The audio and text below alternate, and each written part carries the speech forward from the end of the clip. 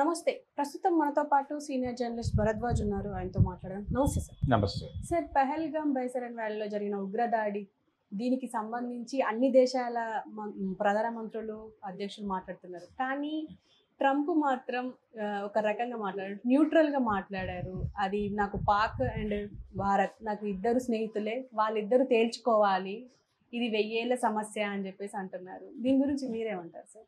1000 ఏళ్ల సమస్య ఏం కాదు ఇది. అంటే 1000 ఏళ్ళు అవలేదు ఇంకా పాకిస్తాన్ భారతదేశం నుంచి విడివడి.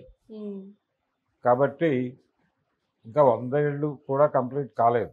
కాబట్టి అంత ఆవేశపడి ఆయన 1000 ఏళ్ళు అంటే ఇంకో 1000 ఏళ్ళు ఈ సమస్య ఇలాగే వర్ధిల్లాలని కోరుకుంటున్నాడేమో ఆయన నాకు తెలియదు. కానీ ఇది వాస్తవానికి ఒకప్పుడు, ఇప్పుడు ఏకధ్రువ ప్రపంచం అంటున్నారు కానీ ఒకప్పుడు సోవియట్ రష్యాకి అలాగే అమెరికాకి మధ్య ప్రచన్న యుద్ధం నడుస్తున్న రోజుల్లో పాకిస్తాన్కి అనుకూలంగా అమెరికా వ్యవహరించేది.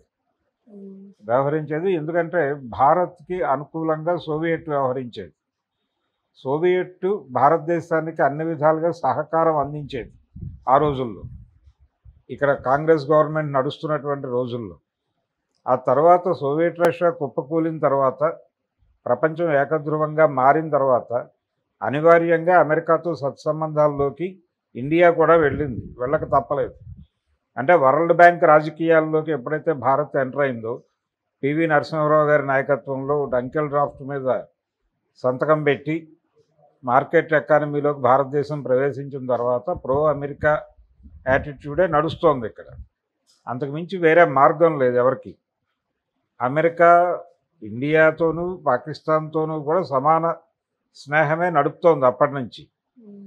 ఇద్దరితోనూ స్నేహం ఉన్నప్పుడు కూర్చోబెట్టి మాట్లాడే బాధ్యత తీసుకోవచ్చు తను. కానీ ఈయన ఈ మధ్య కాలంలో ట్రంప్ కొంత భిన్నమైనటువంటి ధోరణితో వెడుతున్నాడు. ఏ విషయంలోనూ తను అంటే ఇంతకుముందు అమెరికా లీడ్ తీసుకునేది, ఇప్పుడు అమెరికా లీడ్ తీసుకోవటం మానేసి అంటే చొరవ తీసుకోవటము, లేకపోతే కూర్చుని నెగోషియేట్ చేయటము. వీళ్ళు గల్ఫ్ వార్ తర్వాత ఈ నిర్ణయం తీసుకున్నారు.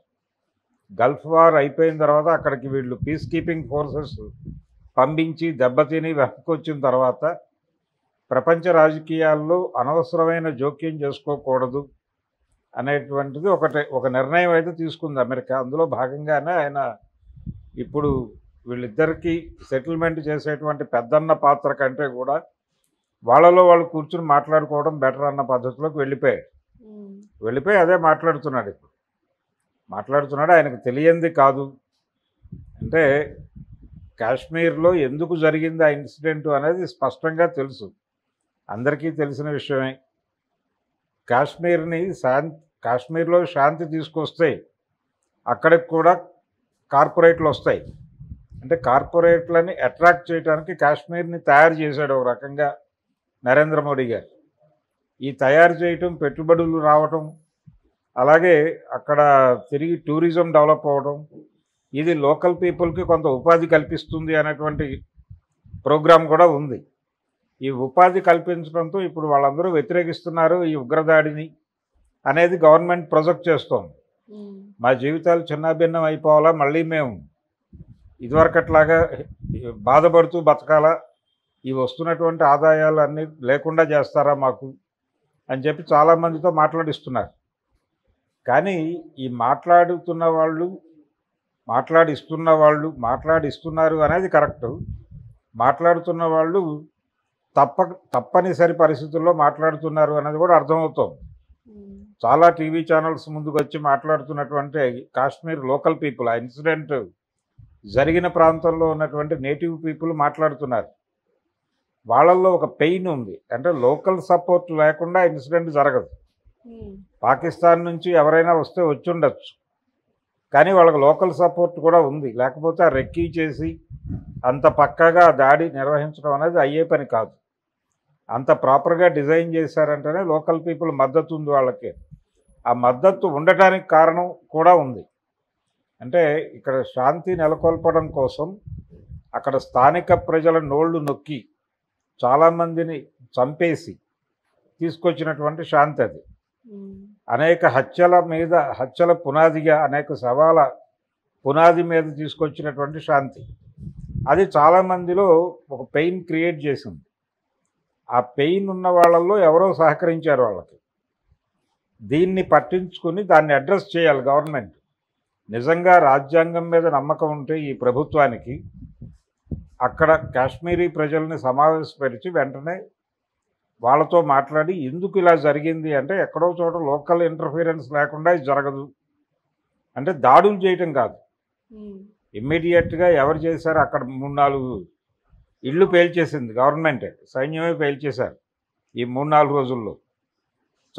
ఇళ్ళు పేల్చేసి అవన్నీ కూడా పాత రోజుల్లో ఆ ఇళ్లలో నుంచి కొంతమంది ఉగ్రవాదుల్లోకి వెళ్ళారు అనేది నెపం.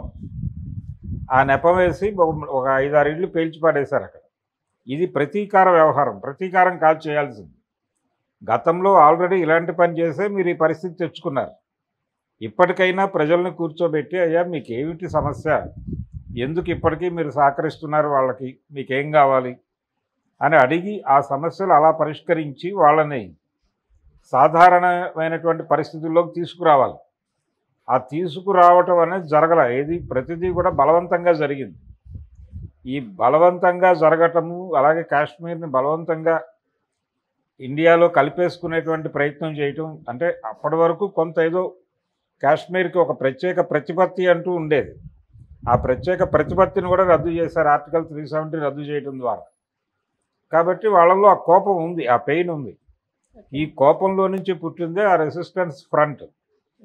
ఆ రెసిస్టెన్స్ ఫ్రంట్ పుట్టడానికి కారణం ఆర్టికల్ 370 రద్దు చేయటం అని చాలా స్పష్టంగా పేపర్లు రాసినాయి. అందుకని ఈ విషయాల్లో ట్రంప్ ఇన్వాల్వ్ అయ్యి ఏం చేయగలడు అంటే, నిజానికి వాళ్ళ కోసమే కాశ్మీర్ని రెడీ చేస్తున్నాడు మోడీ గారు. ఆ టైంలో ఈ దాడి జరగటం, పైగా ఇస్లామిక్ టెర్రరిజం అనేటువంటి మాటని ఖాయం చేసిందే అమెరికా.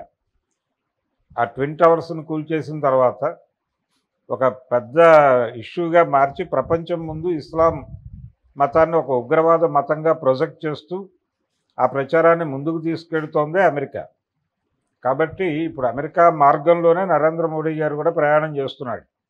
వాళ్ళు ఎలాగైతే ఇస్లామిక్ టెర్రరిజాన్ని చూపించి బతుకుతున్నారో, అలాగే ఈయన కూడా పాకిస్తాన్ బూచిని చూపించి ఇక్కడ రాజకీయంగా బతుకుదామని ట్రై చేస్తున్నాడు.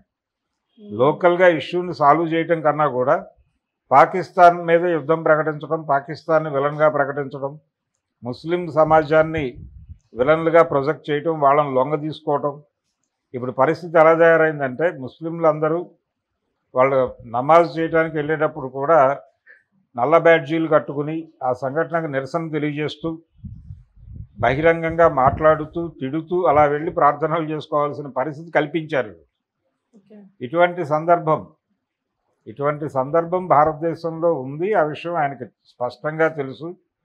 అయినప్పటికీ ఇన్వాల్వ్ అవదలుచుకోలేదు. ఇన్వాల్వ్ అయితే మాత్రం ఈసారి అంటే యాంటీ పాకిస్తాన్గానే ఉంటుంది వాళ్ళ యాటిట్యూడ్, ఏమీ ప్రో పాకిస్తాన్